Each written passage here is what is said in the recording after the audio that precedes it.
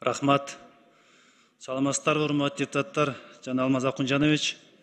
Биз мына 2 айда элдер менен жолугуп, ордунан маселелерди чечип, ушу көйгөйлөрдү ордунан угуп келдик. Ошол жерде чечилбеген маселелер болуп калды. Бул жерде министрликтер эмес, сизге кайрылып, өкмөттүн ушу министрлик кабинетинин деңгээлинде чечишчү маселелер болуп калды. Ушуну азыр айтып кетейин деп атам, Алмаз Акунжанович. Мына Кыргызстан боюнча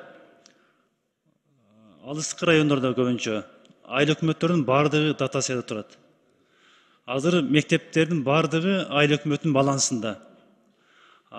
Мектептердин ремонту, аларды кышкы көмүр менен жабдуу баардыгы айыл өкмөттүн мойнунда экен.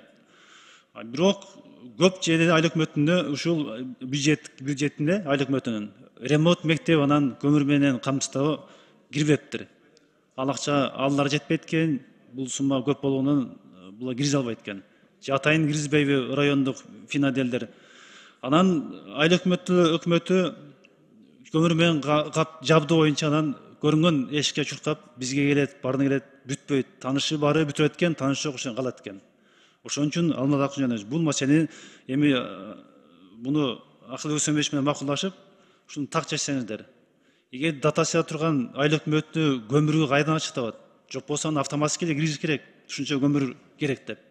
Качан кыштан ызылдагандан баары акча берип атасыздар, бирок ошону айтып, кабинетке кирип, кат жазып, анан баары берип атат. Ошон үчүн ушул көйгөйдү быйыл чечсеңиздер. Мына бюджет келип атат өлкөнүн, мамлекеттин, ошондо да ушу киргизип, ремонт менен көмүрдү айыл өкмөтүнүн дотация тургандарды чечсеңиздер. Булар чукашпасын кабинет менен. Анан акыры баары чечилет. Бирок ошону бир автоматташтыруу түрүндө, автоматтык түрдө биз иштер ошо бюджетине кирсин. Экинчиден, мына кыш жакындап калды, Алмаз Акунжанович, кээ бирки мына социалдык объектиге бөлүнгөн каражаттар бир аз кечип атат, ушунда көзөмөлдөп койсоңуз, себеби мына 1-2 ай калды, ошондо башталган иштерди аягына чыгып алалы. Рахмат.